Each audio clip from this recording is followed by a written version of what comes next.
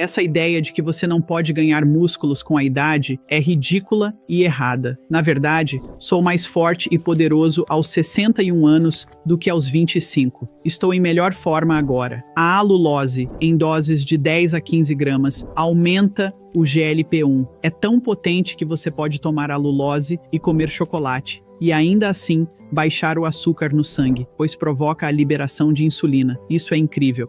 Sabe, talvez devêssemos nos livrar dos outros açúcares e usar apenas a alulose. Isso é terapêutico. Um desafio que vejo é que as pessoas se concentram em coisas menores, sem dominar o essencial, fazendo terapia de luz vermelha sem saber meditar, ou preocupadas com oxalatos, sem ajustar seus níveis de proteína. Você precisa descobrir o que é certo para você no momento certo da sua vida, com seus objetivos. Jodota, neste ponto da sua carreira, seu foco é ajudar você e as pessoas com quem trabalha a envelhecer poderosamente. Fale sobre o que isso significa. Sim, bem, especificamente, não graciosamente. É interessante, sabe? Eu tinha grandes planos para o meu 50º aniversário e o que queria realizar até lá, e alcancei todas as minhas metas. E então, nos próximos 8 anos, estava vivendo no automático. E comecei a acreditar na narrativa. A narrativa, à medida que você envelhece, é que você não pode fazer. Você não deveria mais fazer essas coisas e não use isso e tudo mais, certo? Agora, estou me aproximando do meu 60º aniversário e conversei com o Dr. Mark Hyman e ele disse que pessoas positivas sobre envelhecer vivem 7 anos e meio a mais do que as que não são. E eu pensei, bem, essa é fácil, vou fazer isso. E pensei, e se você pudesse estar na melhor forma da sua vida aos 60, 70 e 80 anos, você começa a ouvir sobre a perda de massa muscular que começa aos 30 e aos 40, você perde 1% do músculo por ano e de 2 a 4% da força e de 6 a 8% do poder. E eu penso, sabe, e se eu pudesse realmente estar em forma igual ou melhor do que aos 20? Então foi isso que decidi fazer. Levei meu marido comigo e fomos fazer exames de DEXA. A parte divertida foi que meu exame de DEXA estava igual, aos 59 como aos 39. E me propus a estar tão bem ou melhor do que nos meus 20 anos. E o mais legal é que agora sabemos muito mais, certo? Estou na área há 40 anos, mas nossa, há muito mais pesquisas agora. Mas se você observar o que acontece à medida que envelhecemos, falo sobre envelhecer poderosamente porque, ao envelhecermos, a maior coisa que perdemos é o poder físico. E eu acho, Jesse, que isso se traduz em poder mental e de vida. Perdemos o poder físico. Essas fibras musculares de contração rápida nos impedem de nos mover tão rápido. Após os 30 anos, apenas 1% de nós conseguirá correr rápido. Isso é porque estamos perdendo essas fibras. E à medida que comecei a falar mais sobre meu experimento e o que eu fazia para aumentar minhas fibras de contração rápida e a massa muscular, mulheres se aproximavam, perguntando o que eu fazia. A maior coisa que ouvi delas foi: bem, eu não quero fazer o que você está fazendo porque eu não quero. O que você acha que elas disseram? Eu não quero. Trabalhar duro. Eu não quero. Ficar Me grande. priorizar. Eu não Ficar quero ficar grande? grande. Aí Eu está. não quero ficar grande. Isso me fez dedicar à ideia de envelhecer com força. Porque pensei, sabe de uma coisa? Em 40 anos trabalhando com pessoas, nunca vi alguém malhar, levantar pesos pesados e ficar grande. Eles ficam tonificados, definidos, fortes, mas não grandes, certo? E então pensei, sabe de uma coisa? Mulheres, nós nos diminuímos a vida toda. Estamos encolhendo. Tentamos nos fazer menores, mais miúdas. Você olha para os livros de dieta e para os homens é tipo, fique maior, mais forte. Para as mulheres é tipo, fique menor, mais miúda. Eu penso, talvez seja a hora de ficar grande, aparecer mais forte e se tornar poderosa, certo? Esse é o duplo sentido de envelhecer poderosamente. Envelhecer é um privilégio, mas sejamos realistas. Envelhecer poderosamente é uma escolha. Você mencionou que muitas pessoas não querem ficar grandes, na categoria feminina. Também há a negatividade em relação à capacidade de ganhar músculo mais tarde na vida. Então, são esses dois extremos. E vamos falar sobre o último, porque, para muitos, inclusive eu, como homem entrando na meia-idade, Você ouve que o melhor é manter o que já tem. Vamos falar sobre alguém ouvindo. Digamos que tenha 40 anos ou mais, homem ou mulher, que talvez não tenha priorizado construir força e músculo. Que esperança eles têm para construir isso e não apenas manter? Vamos parar de ouvir essa narrativa ridícula, pois as pesquisas mostram o contrário. Elas indicam que o músculo mais velho não é diferente do mais jovem. Existem particularidades no músculo envelhecido, mas podemos combatê-las. A ideia de que você não pode ganhar músculo ao envelhecer é absurda e errada. Sou mais forte e poderoso aos 61 anos do que aos 25. Estou em melhor forma agora do que naquela época. E só, comecei a levantar pesos aos 16 anos. Sempre levantei pesos. Fazia isso com o time de futebol americano do colégio, pois naquela época as meninas não iam à academia, certo? Então quero começar dizendo isso. Quando fui fazer uma varredura DEXA, levei meu marido, que sempre foi atlético e comeu de forma saudável. É importante entender do que é composto seu peso e fazer testes básicos para saber seu nível de condicionamento físico. Então, fomos fazer isso, e uma varredura DEXA. Tem sido usada há anos para analisar a densidade mineral óssea, mas agora conseguem ver seu músculo esquelético e sua gordura corporal e onde essa gordura está localizada. Eles também vão conseguir ver um VO2 máximo previsto em breve e um exame cardiovascular. Então, tecnologia muito legal surgindo, especialmente por algo que custa cerca de $100. Fomos lá e fizemos isso. E o interessante é que meu marido, agora, as mulheres têm cerca de 10 a 15% de gordura essencial no corpo, que é a quantidade necessária para sobreviver. Uma mulher saudável terá 18 a 25% de gordura corporal. Se for super atlética, talvez tenha 15%. Um homem saudável tem de 3 a 5% de gordura essencial e estará entre 10 e 18%. Essas eram as normas que aprendi na pós. O que descobri é que ampliaram essas normas. E eu penso, não vou aceitar essa narrativa porque nós não, isso não está certo. Tipo, sabe, essas são. Gordura corporal não é. Não é saudável ter em excesso, especialmente se for tecido adiposo visceral. Então, a gordura corporal do Tim, cara atlético, comendo saudável, se exercitando, era de 25%. Meio chocante. E tinha algumas coisas que eu diria que ele estava, tipo, fazendo corpo mole na academia, entre nós. E a dieta dele precisava de ajustes. Tipo, ele comia saudável, mas comia muita comida saudável, e isso é ruim. Vai te dar, sabe? Tem que ir para algum lugar. E estava indo para a gordura no corpo dele. Em 8 meses, ele perdeu 27 libras de gordura e ganhou 24 libras de músculo, aos 58 anos.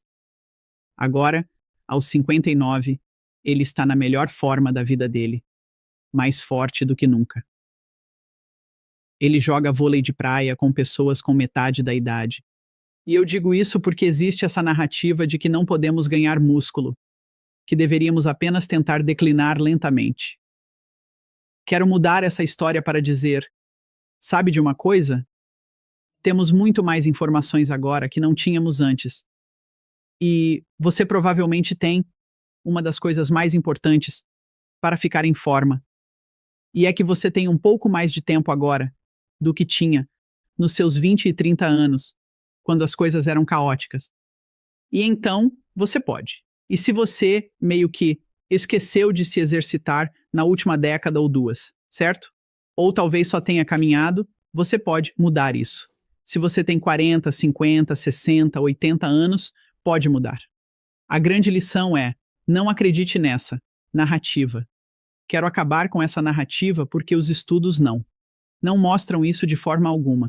Quero falar mais sobre a varredura DEXA, pois é importante olhar além do peso e da composição corporal real. O que pode acontecer? Isso provavelmente ocorrerá se você não se exercitar e não se alimentar bem. Ao envelhecer, dos 30 aos 60. Você pode ter o mesmo peso na balança, mas pode ter substituído músculo por gordura.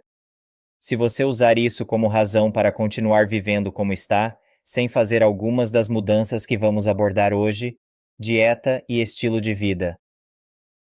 Pode estar enganando a si mesmo e aos outros ao seu redor. Exatamente. Se este fosse o meu mundo perfeito, não teríamos mais balanças. Faríamos apenas a composição corporal, porque você precisa saber do que é composto o seu peso. Um exemplo perfeito é o meu marido, Tim. Ele sempre pesou o mesmo. Então ele pesava o mesmo que na faculdade e no ensino médio. Mas o peso era muito diferente. Quando as pessoas dizem que pesam o mesmo que antes, eu penso sim. Mas a menos que você faça treinamento de resistência ativamente, não é a mesma coisa. Por isso, eu recomendo um exame de composição corporal DEXA. É acessível e agora há centros DEXA Fit por toda parte, fáceis de achar. Faça isso a cada 6 meses. Ele vai analisar a densidade mineral óssea, que é um indicador atrasado. É como o açúcar no sangue. Quando está alto, você já está resistente à insulina há algum tempo. Se a densidade mineral óssea não está boa, você não teve músculo suficiente e não construiu músculo de qualidade. Então já é um problema há algum tempo. O primeiro passo é olhar para a densidade mineral óssea, mas estamos realmente analisando o índice de massa magra apendicular, que é a sua massa muscular esquelética, e depois comparamos com normas para a sua idade. Você quer estar nos 25% melhores. Também é importante ver se essa massa muscular é uniforme ou infiltrada por gordura. Queremos ser filés, não contra filés. Então, analisamos sua gordura corporal total e onde essa gordura está localizada. Embora não queiramos ter alta gordura corporal, não é uma coisa boa. O maior problema é onde está localizada. Se você tem muita gordura subcutânea nos quadris e coxas, isso não será problemático, ao contrário do tecido adiposo visceral ao redor dos órgãos. A parte legal é que isso vai te dar essas informações. Depois, você pode voltar para casa e comprar uma balança de bioimpedância barata para correlacionar. Essas balanças são baseadas na água corporal total, enviam uma onda de resistência pelo corpo e prevêem quanto de gordura e massa muscular você possui. Mas é uma previsão, baseada na água corporal total, e isso varia. O que eu faço as pessoas fazerem é comprar uma balança de bioimpedância que se conecta ao celular e subir nela todos os dias, no mesmo horário, tipo acordar de manhã, ir ao banheiro, subir na balança e acompanhar a tendência ao longo do tempo. Você observa o que aconteceu na semana, não no dia a dia, porque o peso flutua diariamente. E, garantindo que sua água corporal total aumente, enquanto sua gordura corporal diminui, que você mantenha ou ganhe músculo, enquanto perde gordura e melhora a composição corporal, perdendo peso. Tipo, se você quisesse perder peso, eu diria, sabe o quê? Siga uma dieta muito baixa em carboidratos para eliminar suas reservas de glicogênio. Proteína moderada a alta e um pouco de gordura. Dieta de baixas calorias. Fique no sofá. Ou até mesmo vá com baixa proteína, mais gordura, baixo carboidrato, sente no sofá, porque você vai perder músculo, água corporal total e peso rápido, danificando o seu metabolismo. Certo? Mas se você está fazendo o que meu marido fez, onde ele perdeu gordura e ganhou músculo, é como assistir a grama crescer. Mas a mudança é muito mais permanente.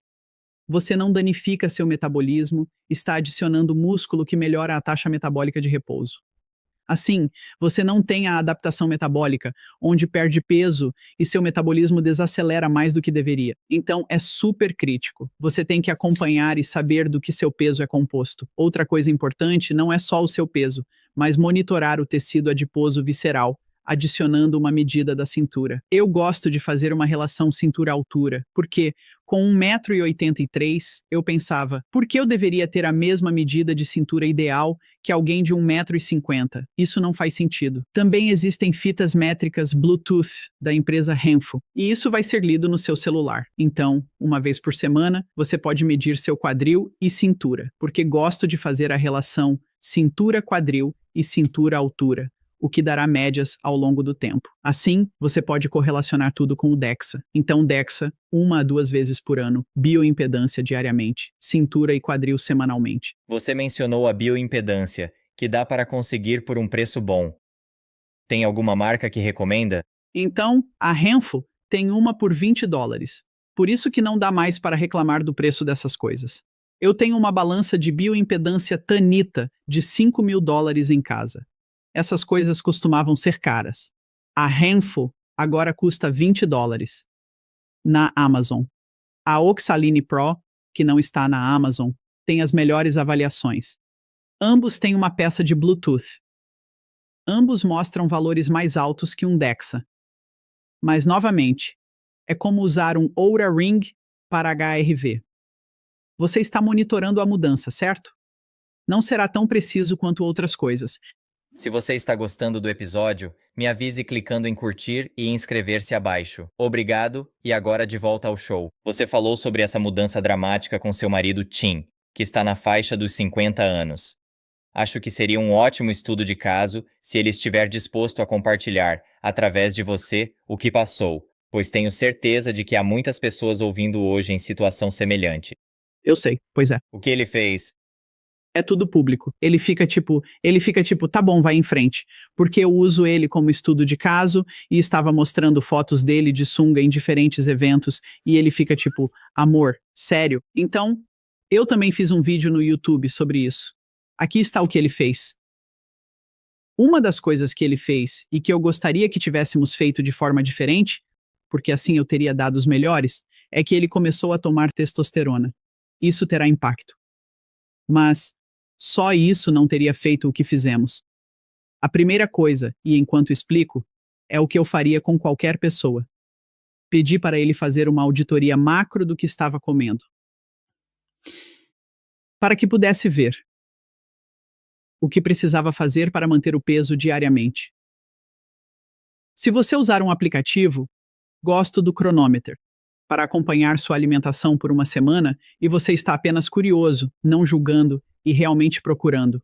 O que eu como em termos de proteína, gordura e carboidratos a cada dia? Quantas calorias preciso em média durante a semana? Se você fizer isso por uma semana, ficará claro o que preciso por dia para manter meu peso. Isso é importante se quiser perder gordura e fazer restrição calórica. Você precisa saber sua média de calorias. Então começou. A próxima coisa que fizemos foi otimizar a proteína dele. Eu já insistia nisso, mas ele não me ouviu até fazermos a composição corporal. Quando fizemos o DEXA, tudo mudou. Pedi para ele consumir 1 grama por libra de peso corporal alvo, que era de 175, 180. Assim, ele consumia 180 gramas de proteína por dia, em 3 a 4 refeições. Antes disso, estávamos experimentando. Tomar café da manhã depois, fazíamos treinos em jejum por um tempo. Isso não funcionou para nenhum de nós. Podemos voltar a isso, mas sempre fomos bons em tomar café da manhã cerca de 1 ou 2 horas após acordar. O ideal é mais perto de 2 horas. Paramos de comer 3 a 4 horas antes de dormir. Então ele fazia 3 a 4 refeições por dia para consumir proteína. E monitorando isso, a primeira coisa que fez foi priorizar a proteína. Ao começar a monitorar, ele ficou mais consciente, pois à noite, antes do jantar, costumava exagerar nos chips Siete com romos e castanhas de caju, percebendo que estava exagerando. Então, começou a eliminar essas coisas e focar em um café da manhã rico em proteínas, que geralmente faz esse iogurte de coco, que tem proteína, mistura mais proteína, faz um cereal proteico com isso, e então, ou um smoothie. Isso tende a ser o café da manhã. Para o almoço, geralmente fazemos hambúrgueres de carne alimentada com capim, ou de peru ou frango, com arroz integral e alguns vegetais. E então, o jantar é sempre algum tipo de proteína animal, com muitos vegetais e algumas frutas vermelhas.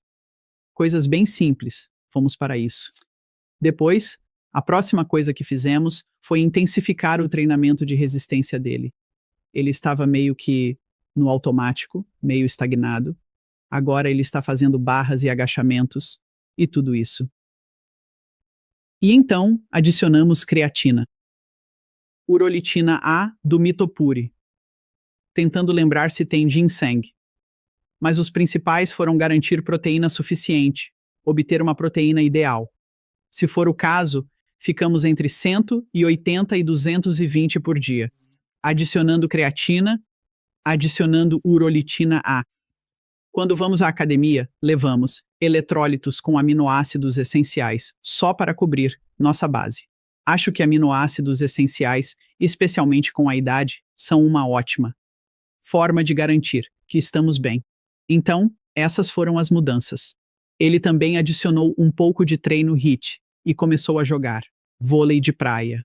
E na parte de exercícios, a maneira que gosto de começar é por começando com uma pequena auditoria de quanto você se movimenta.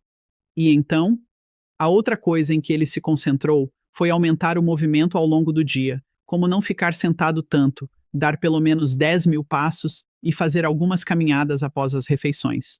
Começamos a incorporar isso também. Então, aumentamos o treino de resistência, adicionamos um pouco de HIIT, garantimos que ele se movesse mais durante o dia e, claro, aumentar a proteína, incluir creatina e reduzir algumas calorias, pois ele consumia muito com coisas como chips, siete e nozes. Certo. Algumas perguntas de acompanhamento sobre isso. Primeiro, para alguém mais jovem, como esse protocolo seria diferente, se é que seria? Digamos, se estão nos 30 em comparação com os 50.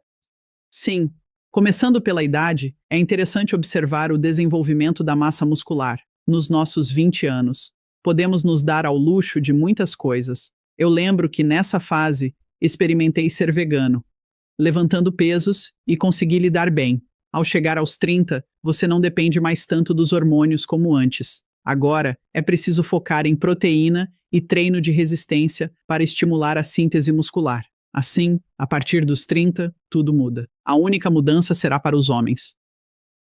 A idade média em que a testosterona começava a diminuir era cerca de 57 anos. Agora, aposto que é mais cedo por causa do estresse. Então, para os homens é a questão da testosterona, para as mulheres é a questão do estrogênio e da testosterona. Mas, na verdade, para todos, vai ser a mesma coisa. Quando olho para os pilares do envelhecimento saudável, é algo que você quer começar o mais cedo possível, assim como poupar para a aposentadoria, o mais cedo possível. Agora, isso significa que, ops, eu esqueci. Literalmente, esse seria eu. Ops, esqueci de poupar. Comecei aos 50. Isso não significa nunca começar. Apenas significa começar assim que puder. E se isso for aos 50, tudo bem. Ou aos 60, tudo bem. Mas da mesma forma, você quer pensar em ganhar o máximo de músculo possível e melhorar seu VO2 máximo o máximo possível, para manter isso e ser funcional pelo maior tempo possível. Então, eu começo com as pessoas, garantindo que ajustem a ingestão de proteína. Tenho uma calculadora de proteína e um desafio de comer proteína primeiro para guiá-las. Nos concentramos na auditoria de macronutrientes, analisando o que você precisa e otimizando a proteína. Depois, melhoramos o prato. Se precisarmos perder gordura corporal, faça um protocolo de restrição calórica cíclica, otimizando a proteína para manter ou ganhar músculo. E assim como o Tim fez, você pode fazer o que chamamos de recomposição corporal. Se a proteína estiver otimizada e com restrição calórica, ainda pode ganhar músculo. Esse é o passo 1, o passo 2. E claro, eu acho que creatina para todos, especialmente para mulheres, otimizar a vitamina D. E óleo de peixe. Esses são alguns que eu realmente recomendo. Também sou fã de mitopuri urolitina. Porque você quer limpar as mitocôndrias e usar isso para regenerar. Quando nossos músculos começam a envelhecer, a regeneração diminui e a inflamação aumenta. Por isso, o óleo de peixe pode ser muito importante. E fazer um teste de ômega 3, um ômega quant, e entender sua proporção de 6:3 para não ser pró-inflamatório. Com o aumento da inflamação e a diminuição da regeneração, o óleo de peixe, mitopuri, se torna relevante, pois músculos e nervos não se comunicam bem. É fundamental continuar desafiando com diferentes movimentos para manter essa comunicação. Você começa a perder fibras de contração rápida, e isso inicia por volta dos 30 anos. Então, todas essas coisas são para quem tem mais de 30 anos que precisamos focar. E no âmbito dos exercícios, isso significa que, enquanto incentivo o treinamento de resistência, estou focando no treinamento com ênfase em força e potência, ou seja, vamos adicionar velocidade e carga pesada. Quando você diz adicionar velocidade, vamos falar dos detalhes. Certo, eu tenho uma progressão para exercícios e acho que isso é importante porque, caso contrário, alguém pode ouvir e pensar: certo, vou fazer isso. E eles, basicamente, não estavam fazendo nada antes, e vão fazer isso e depois vão desistir, vão parar. Isso é o que quero evitar. Assim como falei sobre a auditoria macro para a alimentação, quando você começa com exercícios, é a mesma coisa. Quero ver de onde você está começando. Então, como fazemos isso? Bem, em primeiro lugar, é aí que entra a varredura DEXA, que nos dirá o que está acontecendo com seus músculos, mas não a qualidade deles. Precisamos obter algumas métricas para isso também. Com essa nova edição do VO2 Max, uma coisa importante que podemos ver é: você saberá sua gordura corporal total e se seus músculos estão infiltrados. Se você puder obter um VO2 max do seu DEXA para prever quanta energia e oxigênio você usa no máximo esforço, como correndo ou pedalando, é o principal indicador de saúde e longevidade. Seu VO2 max. Você já fez esse teste? Faz muito tempo. Acho que foi na Certo. universidade, quando estudei cinesiologia, mas tenho certeza de que mudou muito desde então. Eu não acho que tenha mudado. É o mesmo teste horrível, como aquela máscara apertada na esteira ou na bicicleta. Quero dizer, fui para a biomecânica na pós-graduação porque odiava o laboratório de fisiologia do exercício. Pensava, fique longe de lá. Eles vão fazer você colocar a máscara e depois tirar sangue. Eu não quero fazer isso. Então, o fato de podermos fazer uma previsão é incrível. Mas antes de tudo, saber de onde você está partindo. É super importante. Fazer uma auditoria de atividades. Quantos passos você dá por dia? Tipo, eu não vou focar em fazer alguém sair e fazer treino de resistência. Se forem como a média que dá entre 2.500 a 4.000 passos, a primeira coisa que vou fazer é aumentar esses passos para 8 a 12 mil. E, quando você atingir 8.000, vamos elevar esse piso para 10.000 e depois para 12.000. Então vamos fazer você se mover mais ao longo do dia. Vamos adicionar um pouco de intensidade a alguns dias desse movimento, colocando um colete de carga, aumentando a velocidade e incluindo subidas. Então isso é só o seu, dia a dia. Depois, eu adiciono a base de treino de resistência, para fazer seu corpo se mover. Exercício eu sempre digo, você não precisa ir à academia, ou se exercitar em casa para melhorar no treino em casa ou na academia. Você faz isso para melhorar na vida. Se esse é o caso, meu argumento é fazer movimentos compostos, usar pesos livres, peso corporal, coisas que se traduzem nas atividades do dia a dia. Na vida, temos que agachar, temos que empurrar coisas acima da cabeça. Na vida, precisamos pegar coisas do chão. Vamos imitar isso ao nos exercitarmos para evitar lesões. Primeiro, faremos em um ambiente controlado. Levante pesado, levante com velocidade e depois vá para a vida. Começo com um treinamento básico de resistência, como dobrar quadris e coxas, agachamentos, levantamento terra, empurrar a parte superior do corpo, flexões, mergulhos, pressões acima da cabeça, puxar a parte superior do corpo, barras fixas e remadas, tudo usando o core. Com essa base, é essencial, pois hipertrofia é diferente de força e potência. Você vai ganhar força enquanto constrói músculo, mas se quer focar em força e potência, força é o quanto você consegue levantar uma vez. Quanto peso você levanta uma vez? Para construir força, trabalhe com menos repetições, de 1 a 6. E potência é quão rápido você consegue mover algo. Ao construir músculo, tende a ser de 6 a 30 repetições. Mas existe um treino chamado resistência de alta velocidade, onde você pode levantar pesado e rápido e alcançar tudo isso. Gosto que as pessoas trabalhem em diferentes faixas, mas uma vez que você tem a base, pode adicionar velocidade. Não sei se você já ouviu, Jesse, mas depois dos 30, apenas 1% de nós volta a correr. Simplesmente paramos de fazer movimentos rápidos. Comprei uma esteira de corrida para meu aniversário de 60 anos porque pensei, isso não vai acontecer comigo, eu vou correr. Mas como adicionar um pouco de potência? Podem ser coisas como balanços com kettlebell, arremessos de bola medicinal, saltos em caixa ou até agachamentos no ar sobre uma cadeira com salto. Você pode usar um TRX para saltos assistidos. Se tem medo de se machucar, suba em uma esteira e adicione uma corrida ou use um Peloton para exercícios de Tabata, adicionando velocidade, pois isso é o que mais perdemos. Certo. Você compartilhou bastante sobre a progressão e a parte de velocidade mais tarde. E os passos. Fale sobre quando alguém dedicou esse tempo e construiu o objetivo final. Então, quando você olha para isso, você realmente quer um programa abrangente, que vai abordar tudo o que queremos focar ao envelhecer. O que acontece ao envelhecermos? Certo, perdemos força muscular e potência. Isso precisa ser incorporado. Nosso VO2 máximo diminui. O interessante é que tudo parece ajudar.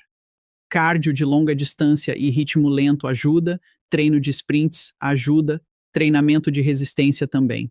Tudo parece melhorar o VO2 máximo. Tendemos a perder nosso equilíbrio. E flexibilidade. Se você olhar para o que deveríamos monitorar, no meu mundo ideal de ir ao médico, fariam uma varredura DEXA com um VO2 máximo previsto.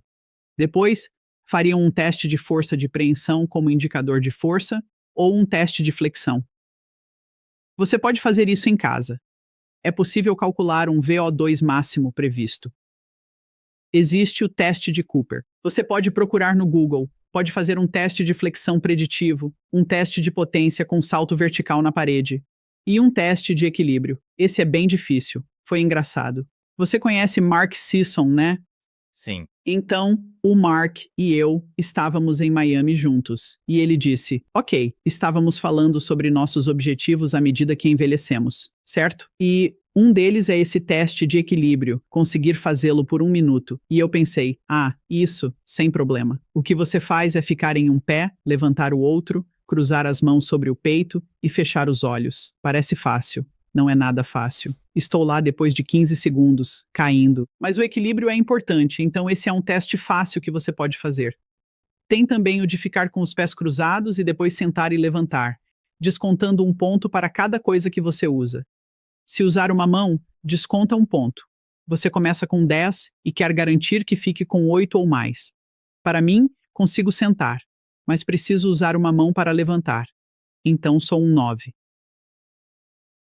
Quando você planeja um programa, quer olhar como garantir que estou construindo músculo, força, potência, melhorando o VO2 max, equilíbrio, força e flexibilidade.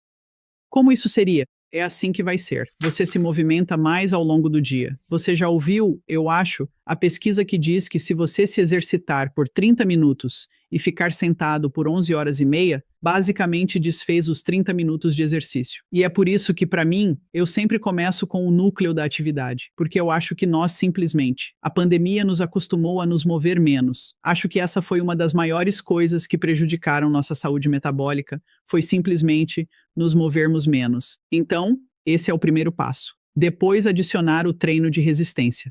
Meu objetivo ideal é 3 dias por semana, para trabalhar cada parte do corpo, que é o melhor para a hipertrofia.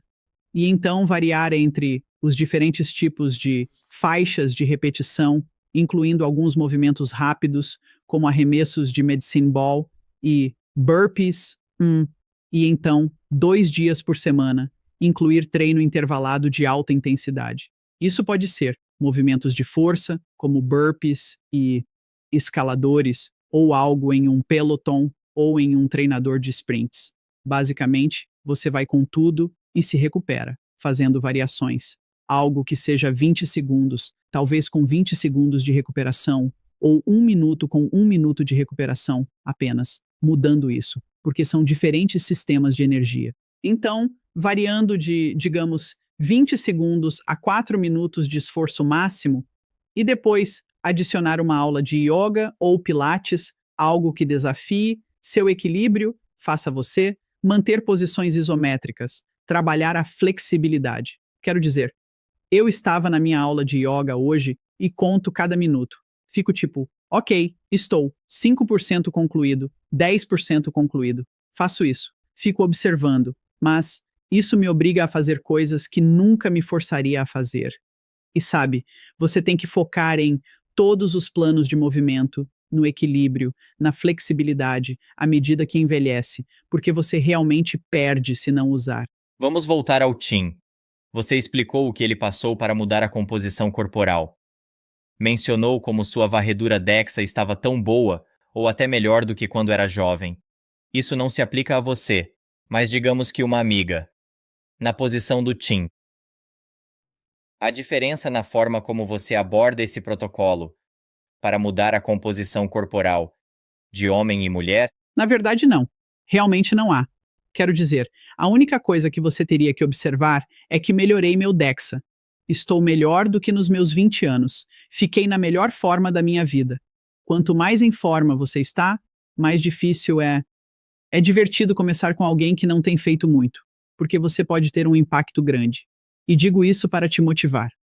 Se você tem pensado, ah meu Deus, esqueci de me exercitar, verá resultados incríveis. Mas, na verdade, nossos músculos reagem igual. Se for uma mulher que pratica ciclismo, há nuances, como é um momento do seu ciclo em que você quer se esforçar ou pegar leve. Se você está na perimenopausa, sabe que, à medida que o estrogênio cai, é difícil e você fica mais inflamada. Lembro quando meu estrogênio caiu e pensei que não conseguia me recuperar como antes na academia. Você perceberá que não se recupera tão bem, tem mais inflamação, dificuldade em ganhar músculo e está ganhando gordura. Essas informações são importantes porque você deve trabalhar com um médico funcional para lidar com isso e minimizar os efeitos da menopausa. Mas é realmente o fluxo hormonal que faz a diferença. O resto, na verdade, não. Sabe, a vantagem que os homens têm sobre as mulheres metabolicamente é que eles tendem a ter menos gordura corporal, por natureza do que nós, porque têm mais massa muscular e um metabolismo melhor. Mas quando você analisa e nos compara lado a lado, equilibrando isso, é igual. É só quando os hormônios começam a desregular. Você mencionou a única variável que não podemos contabilizar no protocolo do Tim, a testosterona. Fale sobre quando ele incluiu isso e por que fez, além de se houve uma tentativa natural de aumentar antes de seguir o caminho médico. Sim, e isso é importante para quem considera fazer terapia de reposição hormonal. Se você quiser, na minha opinião, usar. E isso não é uma opinião médica, mas apenas meu martelo como especialista em nutrição e fitness, estilo de vida, dieta e suplementos. Acredito que é melhor fazer tudo o que puder para usar a dose mínima para a eficácia. E assim tratamos isso da mesma forma. A testosterona dele estava baixa, em torno de 300, e o médico queria vê-la entre 700 e 900. Isso é clássico. Os homens passam pela andropausa, assim como as mulheres passam pela menopausa. E, para as mulheres, quando o estrogênio cai, isso impacta o humor, o cérebro, os ossos, o sistema cardiovascular. Elas têm dificuldade em ganhar músculo e armazenam mais gordura. Nos homens, de forma semelhante, afeta o humor, os músculos, a mente e a libido. Então, as primeiras coisas que fizemos foram as que iriam ajudar, mas já estávamos fazendo há um tempo, como ter um bom sono e levantar pesos pesados. Aumentamos a intensidade, mas ainda não chegamos a lugar nenhum. A dieta dele estava ajustada. Fizemos o que deveria ajudar.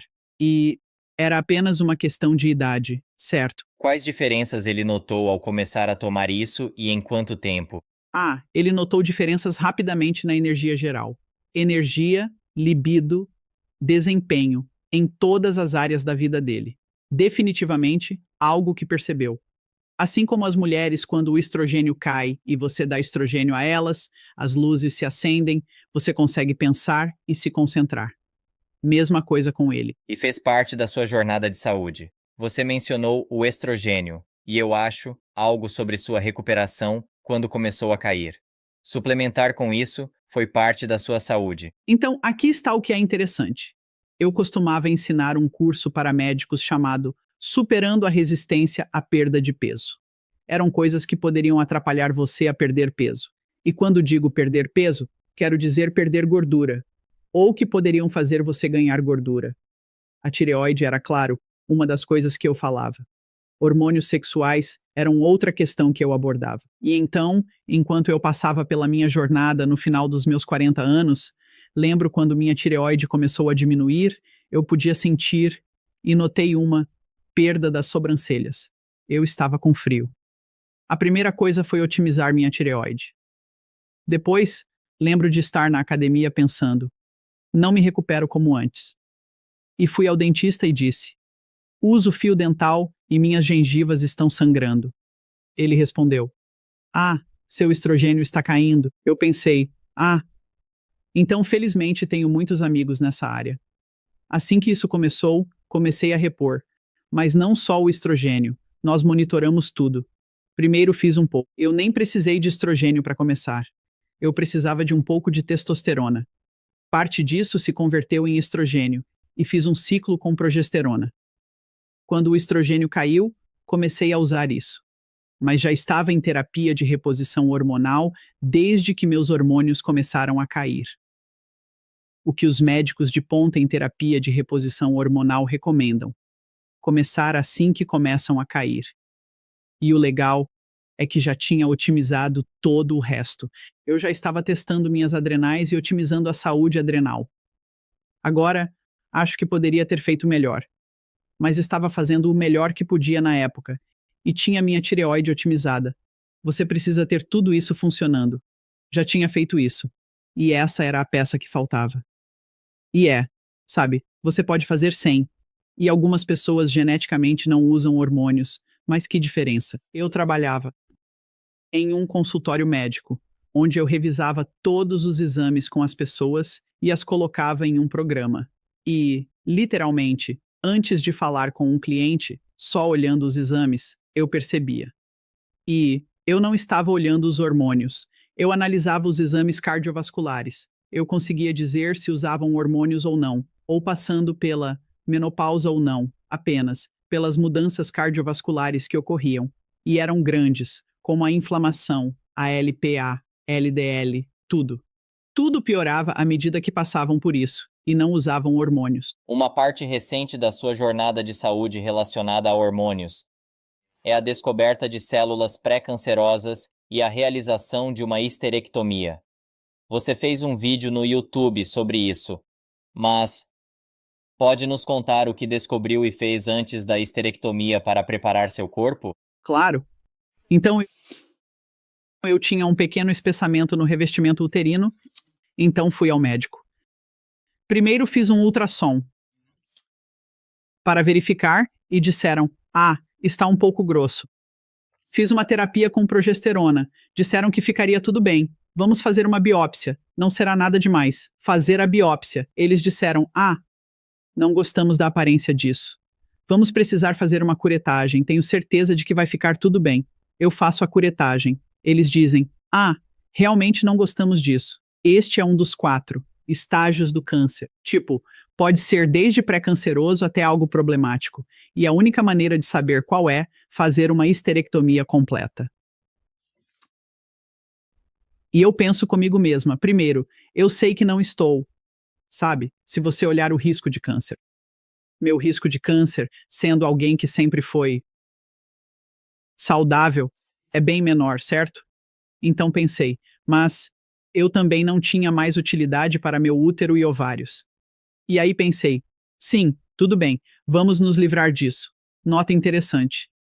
Minha mãe biológica, não sei muito sobre ela.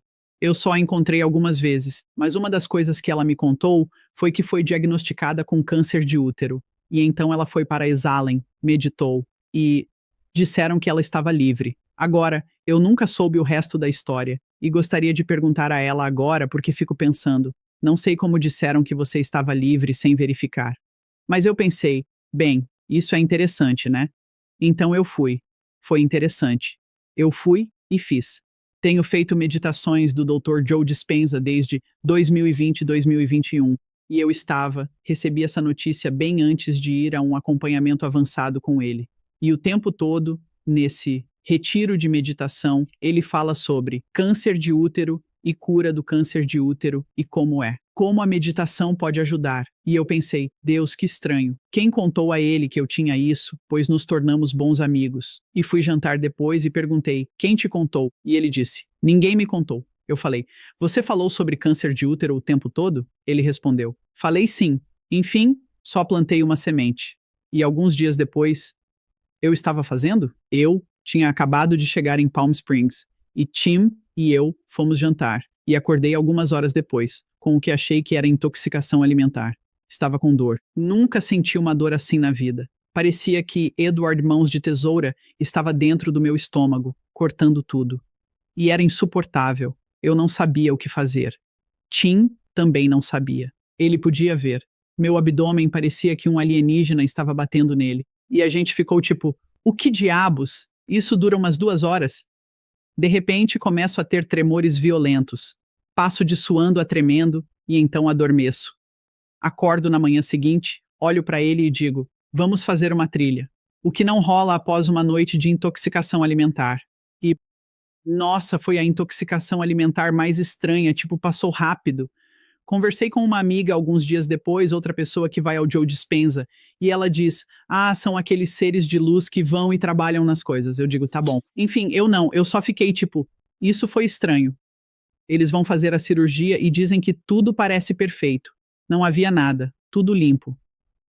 Então, quem sabe? O que aconteceu ali? Eu só sei. Quero dizer, minha visão foi, vou me exercitar para me preparar para essa histerectomia. Não foi nada demais. Literalmente cheguei em casa à 1, fiz uma chamada de conferência às 1h30, 3 dias depois, disseram que eu não podia levantar mais de 10 libras, após a histerectomia por 6 semanas. Perguntei, por quê? Disseram que não queria desencadear uma manobra de valsalva, pois poderia ser problemático, já que tinha pontos ali. Entendi. Então fui me exercitar, mas evitei qualquer coisa que desencadeasse a manobra. Me senti ótima, me movi bastante, realmente. Não foi nada demais. E eu não sei se... Eu realmente não sei. Muito sobre por que isso aconteceu, mas foi bem fácil de superar. E câncer, não vai ser uma das minhas realidades na vida. Certo. Bom, você está nesse espaço de saúde e bem-estar há anos, cuidando bem do seu corpo. E não parece que essa operação, ou a recuperação, te afetou muito. Mudou algo antes disso? Ou tomou suplementos diferentes para fortalecer seu corpo? Para alguém passando por isso, ou algo semelhante? Para preparar o corpo para um trauma, de certa forma. É para o seu bem maior, mas é traumático para o corpo. Então, o que você fez com todo esse conhecimento para preparar seu corpo? Então isso pode ser traduzido para qualquer cirurgia. E eu digo isso porque, sabe, machuquei meu joelho aos 17 anos. Fiz 5 cirurgias no joelho e uma substituição total aos 52. Depois, precisei de uma substituição do quadril por causa do joelho, tipo, tudo isso. Então fiz muitas cirurgias. E encaro cirurgias como se estivesse treinando para uma competição. Fiz o mesmo com a histerectomia. Para mim, se vou fazer uma cirurgia, e agora eu sei, a coisa que mais me preocupava com a histerectomia era não poder malhar por 6 semanas. Você pode perder massa muscular. Felizmente, há muitas coisas que você pode fazer. Eu não estava levantando peso pesado porque poderia ter problemas, mas não parei de malhar, com certeza. Então, a primeira coisa que faço quando penso em uma cirurgia é começar a treinar para ela. E, se é no joelho ou quadril, treino tudo ao redor para garantir que fique ainda mais forte do que antes. Então estou treinando para isso. E há muitas coisas que faço ao sair da cirurgia para me ajudar a me recuperar. Obviamente você para de tomar anticoagulantes ao entrar, mas ao sair, aumento minha ingestão de proteína e tomo aminoácidos essenciais, porque sei que meu corpo precisa disso para se curar. Também aumento o colágeno por causa do tecido conjuntivo. Ao sair de uma cirurgia, especialmente quando você não tem muito apetite, e após uma histerectomia, eles insuflam ar na sua cavidade abdominal, o que te faz parecer grávida por semanas e dói. E assim, você realmente não sente muita vontade de comer. Eu fazia bolos de proteína em horários específicos para garantir que tivesse o que precisava. Isso é o mais importante. Também sou cuidadosa com a desintoxicação. Após a cirurgia, faço saunas para eliminar um pouco da anestesia. Acho que isso é super importante. Assim que posso, começo a tomar coisas que ajudam com a inflamação. Então, óleo de peixe e curcumina. Mas espero um pouco porque, sabe, inicialmente você não quer afinar o sangue. É a mesma coisa que fiz com meu filho no hospital, focando em proteína e aminoácidos essenciais. Na época fazia caldo de ossos porque não tínhamos suplementos de colágeno. Mas é a mesma coisa aqui, que eu garanto que ajuda você a se recuperar. Quero dizer, muito mais fácil. Gostaria disso. Ah, e a câmara hiperbárica. Tenho a sorte de ter uma sauna e uma câmara hiperbárica em casa. E luz vermelha. Todas essas coisas me ajudaram a me recuperar disso. Durante nossa conversa, você enfatiza a importância da proteína. Falamos sobre proteína em geral, aminoácidos como suplemento, colágeno, caldo de ossos. Como você vê tudo isso? Como ferramentas diferentes? E que sobreposição vê entre elas? Então, eu acho que a primeira ferramenta importante é a alimentação. Vamos começar com a comida, sabe? Ver tudo o que podemos obter da alimentação e depois usar suplementos para complementar uma dieta excelente. Eu costumava dizer que você não pode suplementar uma dieta ruim para torná-la boa. Mas fizeram um estudo com suplementos e hambúrgueres do McDonald's e descobriram que podiam melhorar a dieta. E eu fiquei tipo, ok, mas vamos começar com uma boa base. Então, comer proteína limpa, peixe selvagem, carne de gado alimentado com capim. E então, sabe, quando você olha para o consumo de proteína, há fatores diferentes sobre quanto você vai obter dela. E eu não sou um especialista em proteína. E, rapaz, tenho ouvido tantas palestras sobre isso que fico tipo, uau, é complicado. Estou mais focado em garantir que estou fazendo a coisa certa. Se parte do que estou tentando focar aqui, ao consumir proteína, é obter aminoácidos essenciais. E, dependendo da fonte, seja vegetal ou animal, a quantidade de fibra impacta a digestibilidade, a liberação, o tempo. É aí que também adiciono aminoácidos essenciais. Eu também. Não consumo muitas coisas com caldo de ossos, então eu uso caldo de ossos, proteína ou colágeno para garantir que estou obtendo isso. Sei que há muito debate no espaço da nutrição sobre colágeno, mas já vi estudos suficientes que me fazem acreditar que isso é útil para nosso tecido conjuntivo e para nossa pele, não para nossos músculos. Isso é algo que eu adiciono. É engraçado, eu estava conversando com o Mark Sisson sobre isso. Eu disse, talvez descubramos mais tarde que isso não era grande coisa, mas prefiro apostar nisso. E usar. Então, é assim que vejo as coisas. Começar primeiro com a comida. Acho que os pós de proteína podem ser super úteis, se você não for intolerante a laticínios. O legal da proteína de soro de leite é que, para a maioria das pessoas intolerantes, elas reagem à caseína ou lactose. Usando um isolado de proteína de soro, você ficará bem. Mas se você for, agora há boas opções com proteína de ervilha. Tem bons aminoácidos. Eu misturaria isso com colágeno. Mas tente começar com a comida, depois adicione essas coisas. Acho que alguns aminoácidos essenciais de manhã e à noite, especialmente se você estiver com dificuldade para ingerir proteína suficiente, ou se estiver começando a se exercitar e for mais resistente anabolicamente. Isso faz muito sentido, especialmente quando as pessoas estão se recuperando de uma lesão. Mais uma coisa sobre a lesão. Porque, quando você olha para os riscos, o que mais me preocupa é o risco de perder músculos. Eu preciso fazer outra substituição de joelho por causa da minha lesão aos 17 anos. Estou fazendo isso mais cedo do que tarde, porque não quero fazer aos 70 ou 80. Quero fazer o mais jovem possível, mas estou fortalecendo esse músculo. Quando sair da cirurgia, farei treinamento com restrição de fluxo sanguíneo para continuar forçando. Há muito que você pode fazer, como estimulação elétrica muscular e treinamento com restrição de fluxo sanguíneo. Acho que devemos focar no que fazer para minimizar a perda muscular se você vai fazer uma cirurgia. Há quanto tempo foi a histerectomia e você já se recuperou? Ah, eu estava totalmente recuperada em cerca de 6 semanas. Literalmente fiz isso no verão passado. Lembro quando me disseram que precisava fazer isso, e eu disse: bem, vou para Bali em uma peregrinação espiritual com a Mary Morrissey. E disseram: isso pode esperar. Eu disse: não, na verdade, é isso. Então, farei assim que voltar para casa. E depois disso, eu estava indo para outra viagem. Então pensei: tudo bem, posso andar de bicicleta? Porque onde eu ia era para o deserto, que envolvia muito ciclismo. Eles disseram: adoraríamos que você andasse. Eu disse: perfeito. Então, 10 dias após a histerectomia, eu voei e acampei, andando de bicicleta. Por uma semana e me senti muito bem, talvez um pouco mais cansada. Mas eu estava totalmente recuperada. E com toda a minha força de volta em 8 semanas, porque em 6 semanas disseram que eu podia forçar. Eu estava aumentando gradualmente com o tempo, porque eu sabia, não recomendaria isso a alguém fora da área, mas eu sabia do que falavam e o que não fazer, para não criar problemas com os pontos. E sabe, mais novamente, mesmo após os primeiros 2 dias, me senti bem melhor, provavelmente cansada por umas 2 semanas. E muito do nosso foco até agora tem sido em reconstruir músculos, manter a massa muscular.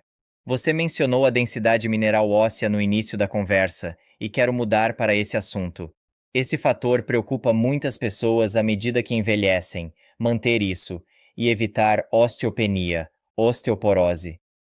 Quando se trata desse caminho específico, como você vê as coisas de forma diferente do que falamos, ou isso se encaixa no treinamento de resistência, na dieta, tudo que discutimos? Bem, há algumas coisas a considerar. E, novamente, se você mantiver sua massa muscular, provavelmente não terá problemas com osteoporose ou osteopenia, pois a densidade óssea é um indicador tardio. A primeira coisa que você vai notar é a baixa massa muscular. Se você corrigir isso, tende a corrigir a osteoporose e pode reverter. Eu gostaria que tivéssemos exames de DEXA. No mundo ideal, faríamos o primeiro exame de DEXA na adolescência, porque é quando você deve focar em construir esse osso. Aqui estão algumas coisas que sabemos. Número 1. Treinamento de resistência é realmente importante para a densidade mineral óssea e, especificamente, exercícios que carregam sua coluna e quadris. Então, o agachamento é fantástico. O desenvolvimento militar em pé também é ótimo. Sabe, coisas que carregam a coluna e quadris. Falam sobre caminhar para a densidade óssea. A menos que você esteja usando um colete de carga, sabe? Que eu acho que é uma das melhores coisas que existem. Então, alguns dias por semana com um colete de carga, ou até mesmo usá-lo em casa, pode ser ótimo. Mas realmente empurre pesos pesados acima da cabeça. Certo. E agache. Outras coisas importantes são não ser catabólico e ter um bom equilíbrio ácido-alcalino. Então, o que significa comer plantas com seus animais? Certo? Se você come animais, eles são ácidos. Se come plantas, elas são alcalinas. Junte isso. Coma plantas com animais. Óleo de peixe é ótimo para a remodelação óssea. Vitamina D com K é essencial. Estou tentando lembrar se já vi alguém com vitamina D normal, sem suplementação, e não consigo lembrar. Acho que é por isso. Porque evitamos o sol, usamos protetor solar. Então, faça um teste de vitamina D a 25-hidroxivitamina D. Tome vitamina D com K e otimize para 50 a 80 nmol. Estou animado porque teremos uma máquina de luz de vitamina D em casa para brincar em seguida. Então vamos ver como isso vai. E depois? Estrogênio, super importante. Estrogênio e progesterona. Certo. Eles trabalham juntos na remodelação óssea. Esse é outro, de missão crítica. E creatina. A creatina está mostrando benefícios potenciais para a densidade mineral óssea. A boa notícia é que o que ajuda seus músculos ajuda seus ossos, mas com um foco maior em otimizar a vitamina D e o equilíbrio ácido-alcalino. Também. Você não mencionou os suplementos de cálcio, e esse é um tema super controverso. Uhum. E a medicina convencional, eu sinto, ainda depende muito disso para ajudar mulheres à medida que envelhecem. O que você acha? Então, vou te contar onde uso cálcio. Eu adoro usar eletrólitos, especialmente porque sou fã de sauna. Acredito que a maioria de nós se beneficiaria ao usar eletrólitos 1 ou 2 vezes por dia. Sou mais fã de magnésio. Se você não tem intolerância a laticínios, inclua iogurte grego ou proteína de soro de leite. Mas não acho que esse seja o problema. O grande problema é a deficiência de vitamina D, resistência. Apenas, eu não sei, não sou tão fã disso. Embora. Provavelmente, se você estiver tomando vitamina D com K e um pouco de cálcio. Sei que há preocupação com o cálcio causando acúmulo de placa, mas acho que isso tem mais a ver com sua situação de vitamina K. Mas eu não. Sim, eu não costumo recomendar cálcio. Prefiro que você consiga um pouco, sabe, comer peixe selvagem alguns dias por semana, talvez peixe com espinhas, sardinhas. Eu gostaria de dizer que faço isso, mas não faço. E se você não tem intolerância a laticínios, consuma iogurte grego, mas acho que conseguimos isso com eletrólitos. Fale mais sobre a hidratação. Você mencionou a importância de ingerir eletrólitos até 2 vezes por dia. Como você vê isso? Pois sei que é uma parte importante de saúde e bem-estar geral para você. Manter-se hidratado. Como você vê isso? Você já teve o Rick Johnson no programa? Eu já tive, faz tempo, e estamos falando de uma segunda rodada, Ah, você tem então que ter ele uma é segunda ótimo. rodada. Eu sou meio obcecada pelo Rick. Tipo, ele é um dos caras mais gentis que existem, mas também muito inteligente. Então, eu tenho uma grande queda de professor pelo Rick Johnson. Recentemente, o entrevistei e ele me contou algo interessante sobre hidratação. Quero dizer, quando você olha para o meu mundo, é realmente sobre perda de gordura e boa qualidade muscular, o que torna a hidratação uma missão crítica, certo? Tipo, vamos falar sobre uma das ferramentas mais subutilizadas para controle de apetite. E eu adoraria discutir controle de apetite, GLP-1s, tudo isso também. Mas hidratação, você sabe, até mesmo uma leve desidratação. Sabíamos que uma leve desidratação poderia aumentar o cortisol e que beber água melhora o metabolismo, podendo aumentar de forma transitória, até 300%. Transitoriamente. Não é como se as pessoas pensassem, ah, vou beber água e perder peso. Bem, não, é um pequeno impulso por um curto período, mas ainda assim é. A questão maior é o que acontece quando você está desidratado e levemente desidratado. Estamos falando de cerca de 1% de desidratação, que você nunca perceberia, certo? O que ocorre com a leve desidratação? É uma situação de camelo, onde seu fígado pega o glicogênio, libera e transforma em frutose. Não é assim que queremos que esse caminho siga. Normalmente, a frutose vai para o fígado. Esperamos que haja espaço suficiente para que a frutose seja convertida em glicose e armazenada como glicogênio. Quando estamos desidratados, o glicogênio é liberado e convertido de glicose para frutose. A frutose é então armazenada como gordura. Você pode se perguntar: por que nosso corpo faz isso? É pelo mesmo motivo que os camelos têm a corcova. Quando você queima gordura, libera água. Se estamos desidratados, nosso corpo pensa: opa, é melhor armazenar gordura para termos água disponível caso fiquemos mais desidratados. O que é uma loucura. É louco pensar nisso. Então você tem o impacto do cortisol, o impacto de armazenar mais gordura. E se você bebe a quantidade ideal de água, o que acontece? Você tem saciedade, desintoxica bem e ganha um impulso metabólico. Então você fica meio que, bem, por quê? Por que querer estar desidratado? E como saber se está hidratado? Essa é sempre a questão. É aí que as balanças de bioimpedância funcionam bem, pois analisam a água total do corpo. Na verdade, vou te contar uma história engraçada. Quando eu participava dos desafios de perda de peso do Dr. Phil, tínhamos uma competição e eu levava minha balança de bioimpedância toda semana, uma Tanita segmental de $5.000, o que havia de mais moderno na época. Estávamos nessa disputa, e o grupo que perdesse mais peso no mês iria para o Canyon Ranch. Então, naquela manhã, pesamos cada pessoa. somamos todo o peso deles, e quem perdesse mais peso, o grupo todo ganhava. Um grupo ganhou ou perdeu por meio quilo. Eles perderam meio quilo a mais do que o outro grupo. Mas eu estou olhando para a balança e a bioimpedância e penso: o que está acontecendo? Porque eu via que eles estavam super desidratados. O que fizeram no dia anterior foi não comer e não beber. E saíram correndo na esteira o dia todo.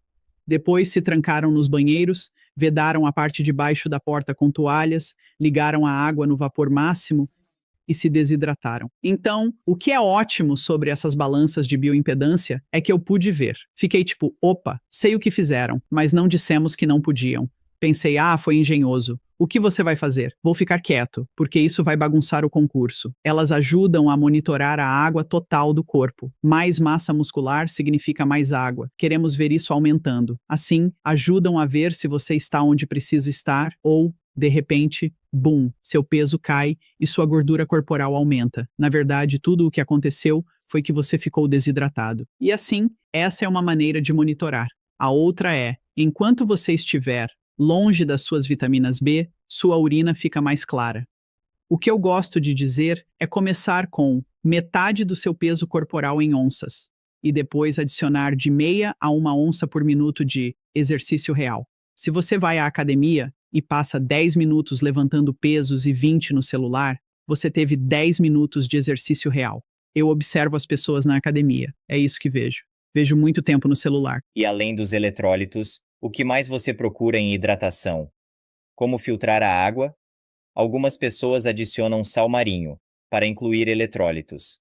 O que você faz para otimizar a hidratação? Então, primeiro, evite garrafas plásticas. Filtre sua água. Super importante. E se precisar comprar água fora, escolha vidro. Se não encontrar outra opção, procure garrafas que digam ser livres de BPA, etc. Mas você também pode comprar garrafas que filtram a água. O que gosto de adicionar à água são eletrólitos. E tomo 2 porções por dia. Se vou à academia, gosto de eletrólitos, aminoácidos e um pouco de creatina. Estou experimentando creatina agora e mergulhado em pesquisas para descobrir a melhor dosagem. Quando comecei a usar creatina, pensei que era sobre aumentar os estoques nos tecidos. Então, uma vez que seus tecidos estejam saturados, que diferença isso faria? Mas agora parece haver razão para dosar ao longo do dia e ir pingando. Então, ainda não tenho certeza. Costumo colocar creatina no meu smoothie matinal ou na mistura de iogurte, ou coloco, se estou. Depois vou à academia logo em seguida, tipo 30 a 60 minutos depois. Se não fiz isso antes, coloco na minha água com aminoácidos e eletrólitos. Antes que esqueçamos, você mencionou querer falar sobre agonistas de GLP-1, como Ozempic. Eles estão em alta na perda de peso agora. Fale sobre o que você acha deles. Certo, aqui está o que é interessante. Eu tive muita sorte. Fevereiro de 2023. Fui a uma palestra do Dr. William Seeds, especialista em peptídeos. Era sobre agonistas GLP-1 e perda de peso. Ouvi críticas sobre eles e perda de massa muscular, então fiquei super curioso. E eu vou e me sento nessa palestra e ele começa a falar. Primeiro, ele aborda a perda de peso e como faz isso sem perder massa muscular. Depois, ele fala sobre os outros benefícios. Um dos grandes benefícios é a neuroregeneração. Era para ser uma sessão de 1 hora, mas fiquei lá 2 horas e meia porque pensei, não vou sair. Preciso fazer mais perguntas. A grande pergunta foi, você usaria isso para alguém com lesão cerebral traumática? Ele disse, com certeza. Eu cheguei em casa e coloquei meu filho nisso. E a mudança foi dramática. Primeiro, por causa dos remédios psiquiátricos que ele tomava por ter uma lesão cerebral traumática e um cérebro instável que causavam resistência à insulina e ganho de peso. Isso tudo desapareceu. Mas usamos uma dose super baixa e fazemos ciclos. A diferença na cognição é dramática. Isso foi empolgante. Além do fato de que, devido à lesão cerebral, ele tinha pressão arterial elevada, que também foi resolvida. Ele quebrou 13 ossos.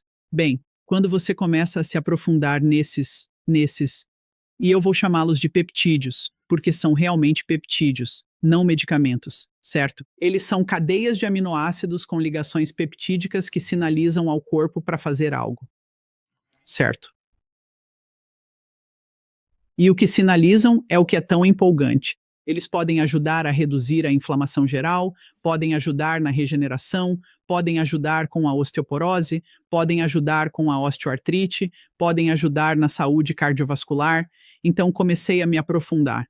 Há tanta pesquisa sobre isso. E as perguntas que comecei a me fazer, porque eu tento ser curioso e ter uma mente crítica e aberta, foram. Acho que a maior coisa que me deixou curioso foi por que há toda essa negatividade, reação contrária e vergonha em torno dessas coisas? E especialmente se temos menos de 7% da população metabolicamente saudável. Eu sei que quando alguém se afunda em um buraco metabólico, você não fica saudável. Não perde peso para ficar saudável. Você precisa estar metabolicamente saudável para perder gordura e ganhar músculo. Estamos errados. Se alguém está muito doente metabolicamente e resistente à insulina, é difícil mudar. Se você tem algo que pode ajudar, por que envergonhar as pessoas? Essa curiosidade me deixou coçando a cabeça. E então, você ouve todos esses efeitos colaterais, mas pensei, por que isso está funcionando? Será que estragamos nosso intestino e estamos com deficiência de GLP-1? E se for assim, por quê? Pesquisas mostram que, quando você está obeso, resistente à insulina ou com fígado gorduroso, 25% da população tem doença hepática gordurosa não alcoólica, o que é inacreditável. A maioria das pessoas não sabe que tem isso, a menos que faça exames laboratoriais e ultrassom. Essas condições podem causar deficiência de GLP-1. E então, o primeiro passo é, como podemos? Existem maneiras de restaurar isso naturalmente? Porque sabemos que proteína e fibra aumentam o GLP-1. Exercício também aumenta o GLP-1. Mas o que aconteceu aqui, onde as pessoas não percebem isso, onde não recebem esses sinais que ajudam com a saciedade, mas também de maneiras diferentes, como o neuro, sabe? Basicamente, há a saciedade do estômago e a do cérebro. São coisas diferentes, e ambos funcionam de ambas as maneiras, mas também atuam na inflamação e na sensibilidade à insulina, liberando um pouco de insulina para baixar o açúcar no sangue. Há tantas coisas. Essa foi a primeira pergunta. A segunda foi, certo, então, quando você chega a esse ponto de disfunção metabólica, não consegue perceber. A proteína, a fibra, o exercício vão demorar para a reabilitação intestinal funcionar. O que mais poderia ajudar aqui? Acontece que Rick Johnson está no conselho consultivo disso, assim como David Perlmutter, Ben Bikman e Don D'Agostino. Um time de peso de pesquisadores está no conselho da Erk Sugar. A alulose, em doses de 10 a 15 gramas, aumenta o GLP-1. É tão potente que você pode tomar alulose e comer uma barra de chocolate, baixando seu açúcar no sangue. Porque provoca a liberação de insulina. Essa é a primeira coisa. Isso é super legal. Talvez devêssemos nos livrar dos outros açúcares e usar apenas a alulose, que é terapêutica. Também há um suplemento da Nova Zelândia que o governo fez, 10 anos de pesquisa, 30 milhões de dólares nesse produto de lúpulo, que patentearam que vai aumentar o GLP-1, onde a alulose aumenta quando você come proteína, faz exercício, tem fibra. Isso é questão de minutos, certo? A alulose, um pouco mais longa. Esse produto, Calocurb, algumas horas. Enquanto um agonista GLP-1 vai apenas manter isso por aí. O desafio com os medicamentos, do jeito que são, em comparação com os peptídeos, como deveriam ser usados, é que estão usando uma marreta. Em vez de aumentar a dose levemente, trabalhar na reabilitação intestinal, colocar as pessoas em proteína, fibra e exercício e fazer seu corpo funcionar naturalmente. E usar alulose e Calocurb, para que você possa usar menos e evitar os grandes efeitos colaterais que ocorrem porque você está usando uma marreta quando só precisava de algo mais leve, como uma lixa. Então, acho que esses são como um grande peptídeo de longevidade. O que acontece é que estamos usando isso como um medicamento marreta, criando problemas e dizendo que terão que usá-lo para sempre. Mas se você pegasse alguém, usasse isso em uma dose terapêutica mais baixa, levasse essa pessoa a um ponto onde ela está se movimentando, comendo proteína, consumindo fibra, usando alulose, reabilitando o intestino, ficando sensível à insulina novamente, o que, claro, o sono e o treino de resistência ajudam, e então ver qual dose realmente precisam. Talvez chegue um ponto, como com meu filho, eu vou ciclar ele, não toma toda semana. Nós fazemos um ciclo de baixa dose para manter esses benefícios. E é aí que acho que essas coisas são interessantes e têm grande impacto. Acho que sempre que temos algo assim, devemos perguntar: por que isso funciona? E há outras coisas que podemos fazer? Muita informação boa aí. E a parte que você mencionou no final sobre ter que usar isso para a vida toda. É uma preocupação que ouvi sobre o uso de medicamentos, como Ozempic. Você sabe muito sobre isso? Você mencionou rapidamente. Para alguém que está usando, digamos, por 6 meses ou 1 ano, eles estão prejudicando o metabolismo e conseguem recuperá-lo? Bem, veja, eu acho que eles têm um metabolismo desregulado e podem usar isso para curá-lo. E esse é o desafio. Eu tomo remédio para tireoide e vou tomar para sempre. Eu tomo estrogênio, vou tomar estrogênio para sempre. Meu filho teria que tomar remédio para pressão arterial a vida toda. Agora ele não precisa, mas provavelmente estará nesse ciclo para o resto da vida. Prefiro que ele esteja em uma dose baixa de peptídeo cíclico do que em medicamentos, certo? Acho que temos que escolher essas coisas, mas estamos usando errado. Você tem alguém com um metabolismo danificado, super resistentes à insulina, se não forem diabéticos. Tenho um médico na Flórida, a doutora Lisa. Ela está revertendo diabéticos dependentes de insulina. Agora, você preferiria ser um diabético dependente de insulina para sempre ou estar em uma dose baixa de um peptídeo e usar isso em ciclos para a vida toda? Eu sei o que escolheria, certo?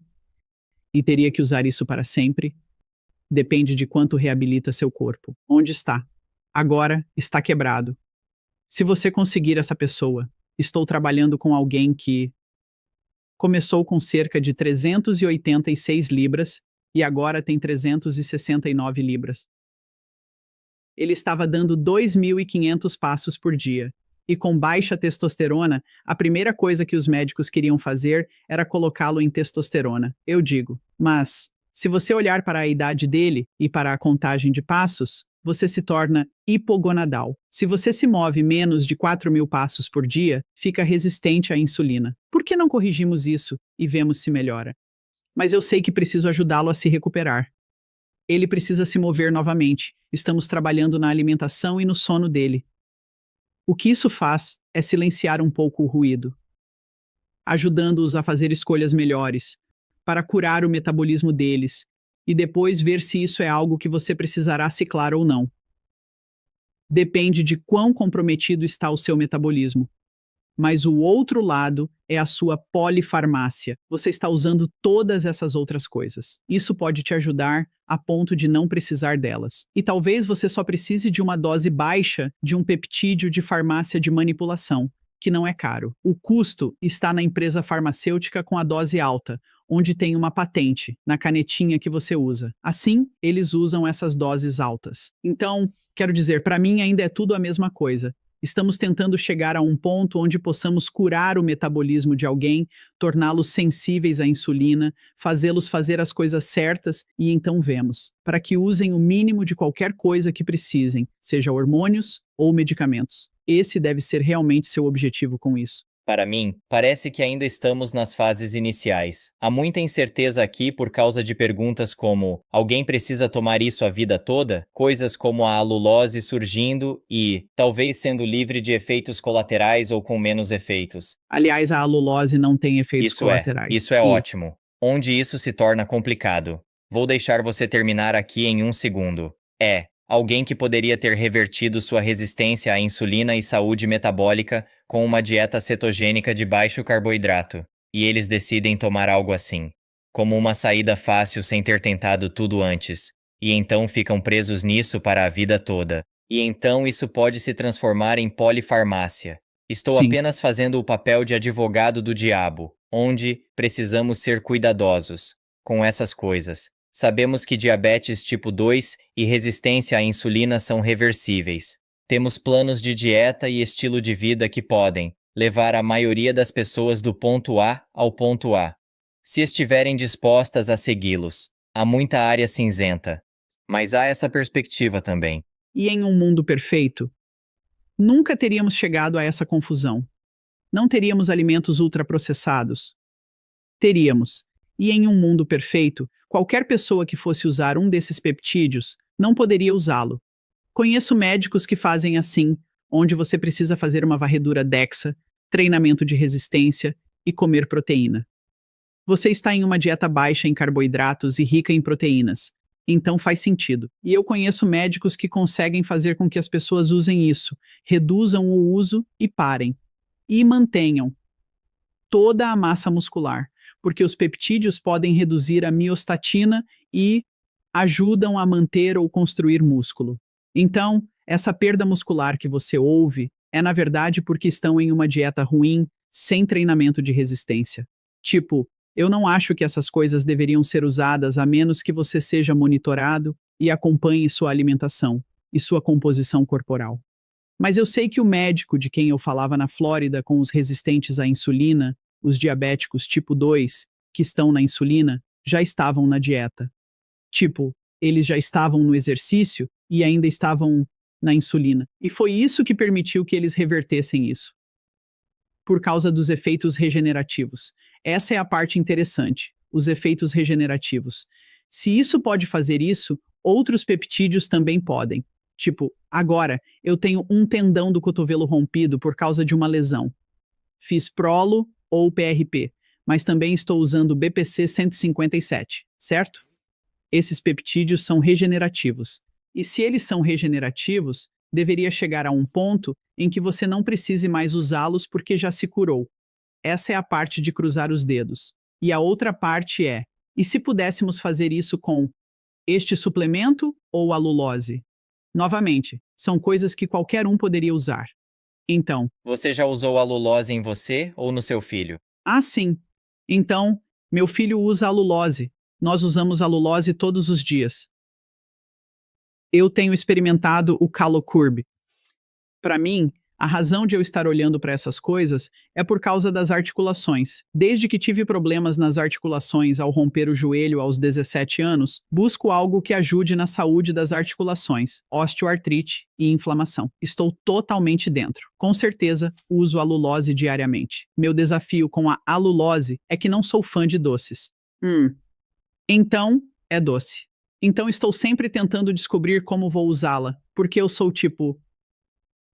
Sabe, eu sempre prefiro salgado a doce. Enquanto estamos nesse assunto de saúde metabólica e resistência à insulina, isso está por trás de tantas doenças crônicas hoje em dia. É importante que as pessoas percebam, como mencionei antes, que existem modificações na dieta e no estilo de vida que podemos fazer para voltar ao caminho certo, se nos desviamos e até chegamos a ter diabetes tipo 2. O que me intriga é, no caso de alguém com diabetes tipo 2, o que você faz, em termos de dieta e estilo de vida, para ajudá-los a recuperar a saúde metabólica? Então, quando você olha para isso, o que realmente busca é restaurar a sensibilidade à insulina. Como fazemos isso? É interessante porque as mesmas coisas que ajudam a envelhecer bem também restauram a sensibilidade à insulina. Nenhuma surpresa aí. E, novamente, eu começaria com isso. Primeiro, vamos analisar o que você está comendo. E eu gosto de fazer as coisas metodicamente, uma por uma, onde as pessoas possam ter conquistas para que fiquem mais propensas a continuar. Assim, sempre quero saber seu ponto de partida. Então, a auditoria macro das proteínas, depois aumentar os vegetais não amiláceos, 5 ou 10 porções ou mais, adicionar 2 frutas por dia e ser criterioso com o resto das calorias.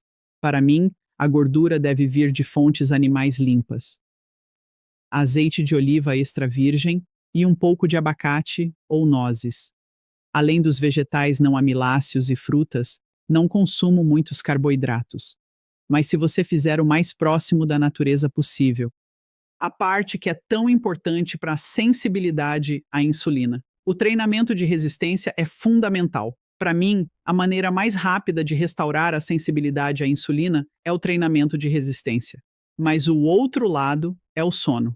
Uma noite mal dormida aumenta a resistência à insulina. Muitas vezes, quem está metabolicamente insalubre também tem problemas com o sono, podendo precisar de um estudo do sono ou usar um CPAP, porque se você não dorme bem, terá problemas com resistência à insulina. Então você precisa dormir bem. Além disso, é essencial para se recuperar do treinamento de resistência. Essas coisas se acumulam, é uma via de mão dupla. Quando você faz pouco, menos consegue fazer. Quanto menos faz, menos consegue. Mais alimentos processados come, mais quer. E o inverso também é verdadeiro.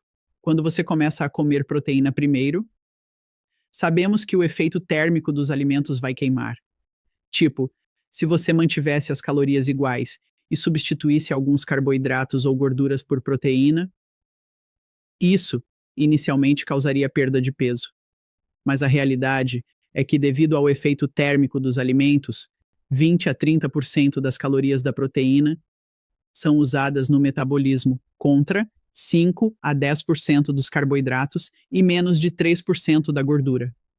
Quando você come proteína, eu faço as pessoas comerem proteína primeiro por essa razão. É mais saciante e satisfatório. Então você não fica tão faminto e não mantém as calorias. A realidade é que você provavelmente vai comer menos. Além de ter um melhor efeito térmico dos alimentos, você está comendo menos. Sugiro comer proteína primeiro, vegetais não amiláceos em segundo, um pouco de fruta, e veremos qual gordura precisa na preparação dos vegetais e onde você está. Então, a primeira parte é ajustar essa peça e depois incorporar o movimento. Se tornar consciente disso, se mover mais, adicionar intensidade, treinamento de resistência, incluir um pouco de HIIT, garantir que você está dormindo bem. O desafio é que todas essas coisas funcionam muito bem. E ao longo do tempo, como a pessoa com quem estou trabalhando agora, que precisa perder cerca de 200 libras, meu objetivo para ele é perder cerca de 1% do seu peso corporal por semana. É um processo lento pensando em 200 libras, mas faço 10 libras por 10 libras. E começamos a olhar para o que muda. O que podemos comemorar? Podemos comemorar que você está registrando sua alimentação, agora podemos comemorar. Você está acertando na proteína, agora podemos comemorar. Está mantendo seus níveis de hidratação, porque sei que os hábitos determinam o sucesso e se você viver como uma pessoa saudável e magra, com o tempo, se transformará em uma. Então, quando você fala sobre a dieta, mencionou carboidratos não amiláceos e frutas. Para alguém metabolicamente insalubre, ou além disso, como você se sente em reduzir drasticamente, ou eliminar completamente, indo ao extremo da dieta carnívora?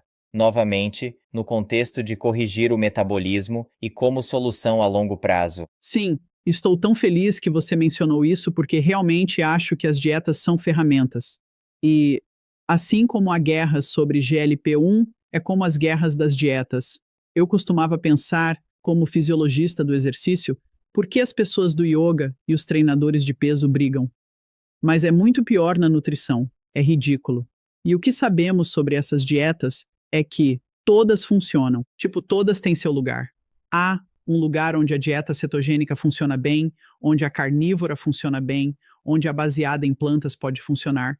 Todas podem funcionar. Então, por que não olhamos para qual é o problema que estamos tentando resolver e qual seria a melhor solução? A carnívora pode ser super eficaz. Para mim, é como um jejum modificado poupador de proteínas, que também acalma o intestino. Tipo, se alguém tem problemas intestinais e precisa perder peso, a dieta carnívora pode ser um ótimo ponto de partida porque acalma tudo e também elimina muitas decisões e é super saciante. Não sei, tipo, desde que você esteja atento a não exagerar nos ribais, não sei como você realmente pode comer demais em uma dieta carnívora. Quero dizer, seria bem difícil. Vejo uma ótima aplicação para isso. Se alguém é super resistente à insulina, acho que tirar, tipo, essa é a dieta do impacto do açúcar. Eu diria, tire a fruta. Literalmente, coma proteína, gorduras saudáveis e vegetais não amiláceos. Gosto de adicionar esses vegetais porque, novamente, o que realmente observo é a fibra para o GLP-1, para o microbioma intestinal. E assim, você pode comer algumas coisas. Sabe, a coisa legal sobre os vegetais não amiláceos é que eles adicionam volume às suas refeições. Tipo, adoramos fazer pilaf de arroz de couve-flor porque é como comer muitos vegetais. Isso só adiciona volume e você obtém polifenóis e fibra. Mas acho que há uma aplicação para ir direto para a dieta carnívora por um tempo. O que eu tenho dificuldade é em ser vegano. Essa é um pouco difícil para mim entender. Mas toda vez que eu falo em consumo, me perguntam como ser vegano e obter proteína suficiente. E eu estava ouvindo um podcast outro dia onde falavam que é fácil de fazer. Eu pensei, não se você é uma mulher que precisa controlar as calorias totais, porque toda proteína à base de plantas vem com carboidrato ou gordura. E eu não sei como fazer isso sem usar isolados de proteína em pó e alguns aminoácidos, que você sabe, é como eu faria. Mas essas coisas podem ser usadas. E novamente, a maior lição é que dietas são ferramentas, não religiões. Escolha com sabedoria. Só porque sua manicure perdeu peso ou fez algo com essa dieta, não significa que seja a dieta certa para você. Acredito que os autores escrevem o livro de dieta que funcionou para eles e se tornam pregadores sobre isso. Você precisa descobrir o que é certo para você no momento certo da vida e seus objetivos. Um dos grandes argumentos contrários a uma dieta com menos fibras, como a carnívora, rica em base animal, é o microbioma. Você mencionou rapidamente essa questão. Como você vê isso de forma geral? E o que está fazendo para mantê-lo? É interessante. Eu estava com o Mike Mutzel e ele repensava toda essa questão das fibras. E eu fiquei tipo, meu Deus, é como dizer que a Terra é plana quando achávamos que era redonda. É difícil para mim. Ok. Fibra não faz sentido porque penso em ácido butírico com amido resistente para ajudar na queima de gordura. Não sou especialista em microbioma intestinal e não finjo ser na TV. E assim para mim, estou mais focado nos polifenóis das plantas, todos os antioxidantes que recebemos. Sei que podemos obter muito disso comendo carnívoro. E você sabe, sou um grande consumidor de carne vermelha, alimentada com capim, terminada com capim. Mas aqui está a realidade. Eu não como o que é do focinho ao casco, Do focinho ao rabo. do focinho ao rabo. Eu não como assim, não vou fazer isso. Então, não vou conseguir algumas coisas que você precisa comer para obter. E de novo, eu não sei. Tenho recomendado vegetais não amiláceos com uma variedade de cores pelos polifenóis, com a fibra, e frutas vermelhas, há anos, e só retiro quando alguém realmente tem problemas intestinais que precisamos recuperar. Eu sei que histamina e oxalatos são reais, mas não acho que sejam um grande problema. Acho que é a minoria, não a maioria. Então, costumo começar com uma dieta básica e depois analisamos se você tem problemas específicos e aí podemos ver, ok, precisamos olhar para baixo histamina ou oxalatos e até mesmo intolerância alimentar. Certo, mas eu costumo começar pelos principais e um dos desafios que vejo é que as pessoas se concentram nos detalhes, sem focar no essencial. Estão preocupadas com, você sabe, algo no programa de exercícios ou com a terapia de luz vermelha e ainda não aprenderam a meditar ou estão preocupadas com oxalatos e não lidaram com seus níveis de proteína. Precisamos focar no essencial antes dos detalhes, antes de entrarmos em muitas dessas coisas. Mas ainda assim, eu sei que há controvérsia em torno da fibra. Basicamente, sou fã de fibra, mas se você tem problemas intestinais e eles estão agravando, retire por um tempo, adote uma dieta carnívora, acalme seu intestino, consuma caldo de osso e depois volte, com cuidado e tente novamente, usando cozidos antes dos crus, certo? E coisas como purê de maçã. Quero garantir que, antes de nos despedirmos, falemos sobre quais são os principais para você. Tenho certeza de que discutimos alguns deles hoje, como meditação, exercício, dieta. Mas só para ter certeza de que estamos abordando todos e priorizando, quais são? Então, o primeiro e mais importante, tudo isso no contexto de envelhecimento poderoso, é claro, a mentalidade. Porque no que você foca, expande, certo? E pensamentos criam. Se você acredita que vai decair, vai. Se acredita que está entrando nos melhores anos da sua vida, vai. Então, vamos tornar as coisas certas reais. Esse é o primeiro. O segundo é realmente, existem 3 pilares e eles não estão em ordem porque todos são importantes. Eu diria que, ao olhar para eles, veja onde está seu ponto mais fraco e foque lá primeiro. Então, se você pensar nos pilares de o que come, como se move e como se recupera, quando olho para o que você come, sempre começo com comer proteína primeiro, priorizando isso. Porque se você come proteína animal, vai obter proteína e gordura. Podemos viver disso, certo? Podemos viver sem carboidratos, mas não sem proteína, gordura e água. Então, sempre começo por aí porque sei que começando assim, terão uma vitória rápida, se sentirão melhor, perderão gordura e então podemos passar para as próximas coisas. Então é alimentação e depois entrar em todos os suplementos. Claro, o próximo é atividade, que é exercício. Meu foco é levantar coisas pesadas, mas eu te dei a progressão do que fazemos para chegar lá. E então, no terceiro, eu digo que sabe, dormir a noite toda. Bem, é sono de qualidade. E então, o que você precisa fazer para melhorar a recuperação, para que possa sair e continuar se esforçando? Claro, a recuperação envolve desintoxicação, melhorar a VFC, como meditação, sauna e luz vermelha. Banho gelado. Qualquer uma dessas coisas. Falamos sobre suplementos na conversa, mas para garantir uma visão completa de como isso é para você, fale sobre quais você está usando atualmente. Meu conjunto mudou completamente. Tem sido realmente muito interessante e enriquecedor ao longo dos anos. Tive uma epifania interessante depois. Fui para a Coreia neste último verão. Então, sabe, eu não tenho a mesma rotina de cuidados com a pele que tinha aos 30. Então, naturalmente, não teria a mesma rotina de suplementos. Para mim, fundamentalmente, óleo de peixe, vitamina D com K e magnésio são essenciais. E creatina é um grande aliado. Creatina, eletrólitos e colágeno. E então, eu tomo Mitopuri da Timeline, que é urolitin A, ajudando na mitofagia. E também tomo Sinolytic da Qualia, isso 2 vezes por mês. Uma delas desencadeia a mitofagia, regenerando as mitocôndrias, e a outra elimina células senolíticas, células zumbis. E então, quando estávamos na Coreia neste verão, fomos à fábrica de ginseng coreano que o governo possui e fizemos um tour e compramos $4.000 em ginseng coreano. Trouxemos para casa, eu não pensei muito sobre isso. E meu marido começou a tomar. Notei uma diferença total nele. E então, nós dois fizemos exames de hormônios. Precisávamos reduzir nossos níveis hormonais.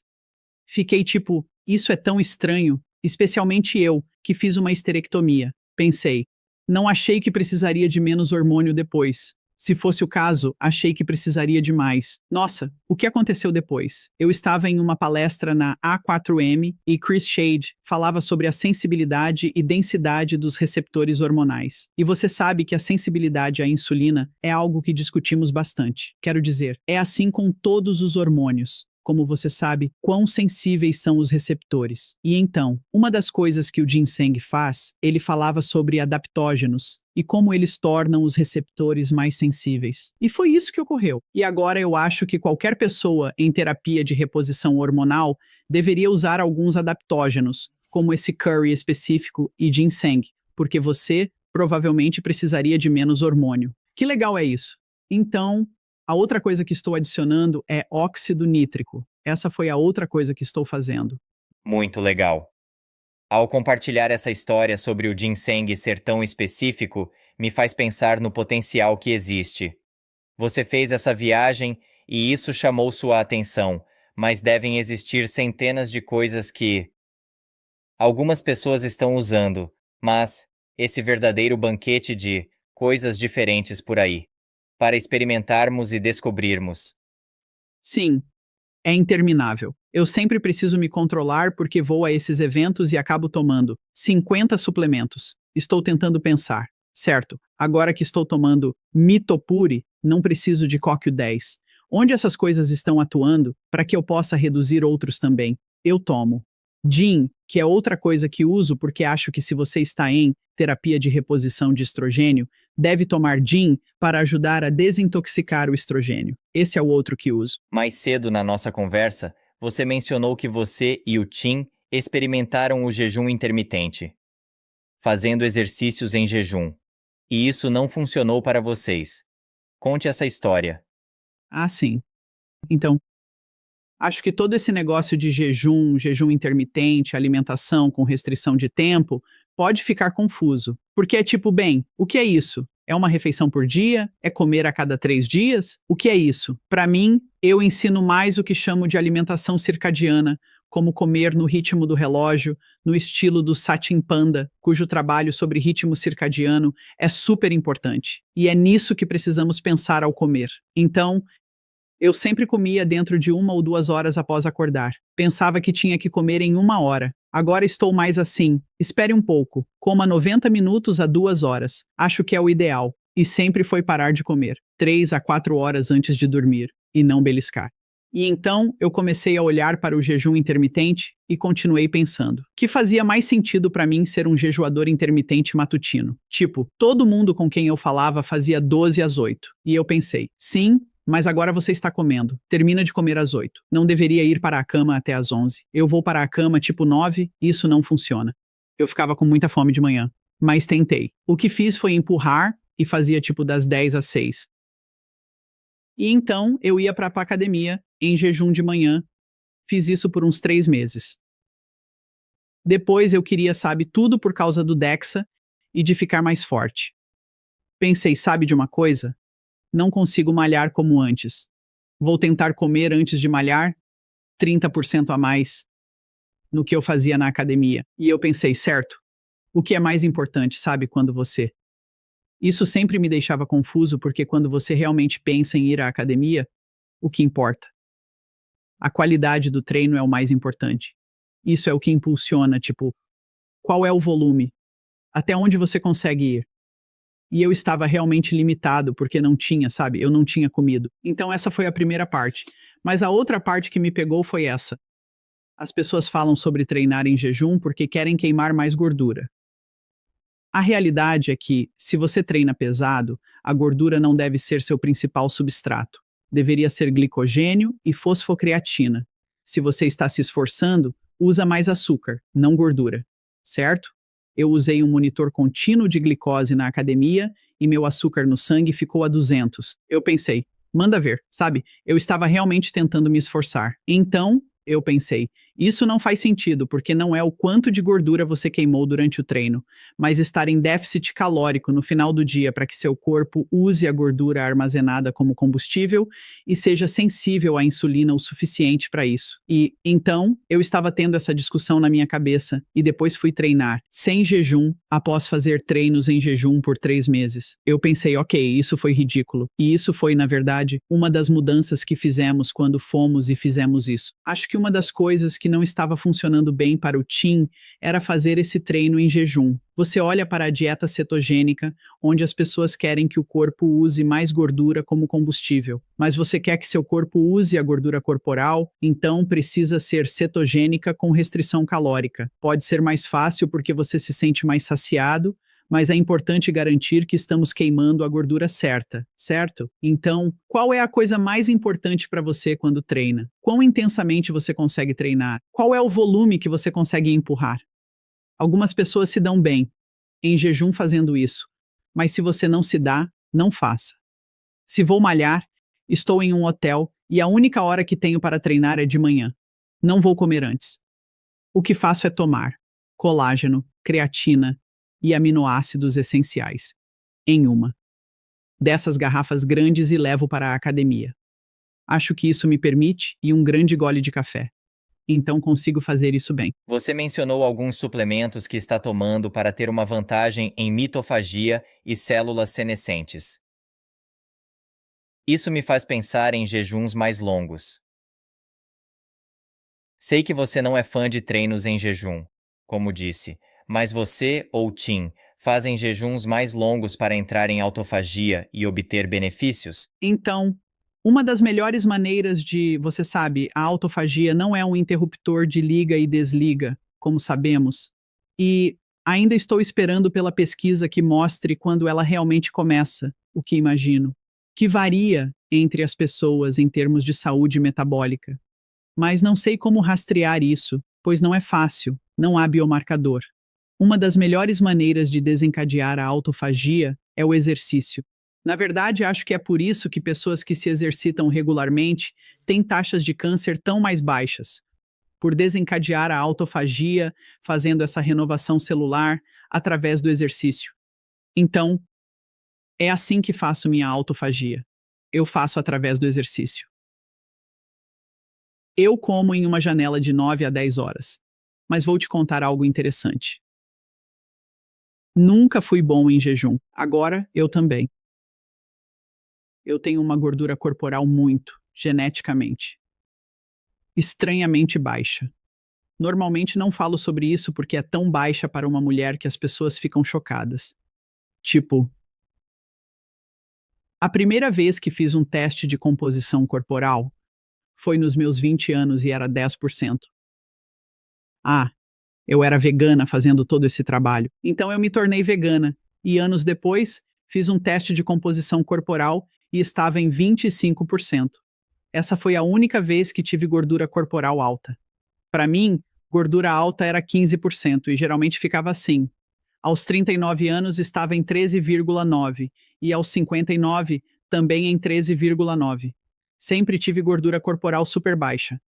E agora estou entre 9 e 10%. Acho que é por isso que o jejum para mim nunca foi bom. Sabe? Sigo uma dieta baixa em carboidratos. Então, provavelmente poderia esgotar as reservas de glicogênio e teria que depender de pouca gordura. Talvez meu corpo diga, não faça isso. Acho que você poderia fazer tipo, não sou fã de jejum se alguém quer ganhar músculo, mas se você consumir aminoácidos essenciais e fizer seu treino de resistência, provavelmente consegue lidar com isso bem. Então realmente depende dos seus objetivos. Mas para mim, eu não sei, tipo, fazendo o meu sinolítico e exercício. Você levantou um ótimo ponto. Somos diferentes e isso pode ser uma ferramenta melhor para alguém, como falamos antes, metabolicamente comprometido e precisando usar ferramentas diferentes, como o jejum com baixo carboidrato, para recuperar essa saúde metabólica. Alguém como você, que está, era 9% ou 9 a 10? Estou sim, 9%. Minha insulina está em 1,5. Então, para mim, tipo, não é a ferramenta certa. E, novamente, adoro que você volte a isso. Penso em tudo como ferramentas. Se alguém chega e eu preciso restaurar rapidamente a sensibilidade à insulina e perder gordura, poderíamos usar isso. Eu estaria fazendo algo como aminoácidos essenciais e treino de resistência para manter o músculo. Então, use as ferramentas com base nos objetivos que você está definindo para mim. Não sei se isso traria algum benefício. Faz sentido. A última coisa que vou mencionar é que você falou sobre o exercício para a autofagia, que pode haver diferentes caminhos para o mesmo resultado. Ferramentas diferentes Certo. para pessoas diferentes, para alcançar o mesmo resultado, em cada um. Então, é muito individual. Todos devemos olhar para a nossa situação, aplicar o que funciona, experimentar, ver o que serve. E Jota, gostei muito desta conversa. Vamos encerrar aqui. Vamos divulgar seus livros, site e redes sociais. Obrigado. Obrigado. Adorei como você encerrou isso, porque permite que as pessoas celebrem o que funciona bem para elas, encontrem o que dá certo, celebrem suas conquistas, não se martirizem por algo que um influenciador faz nas redes sociais que não funciona para vocês. Certo? Isso é ótimo. Obrigado, Jota. Obrigado. Agora que você terminou, vai querer vir aqui e assistir a este próximo episódio incrível. Você não vai querer perder. Te vejo lá. Todas essas disfunções metabólicas atribuímos à obesidade, quando, na verdade, deveríamos atribuir ao músculo esquelético. No fundo, é uma questão de músculo.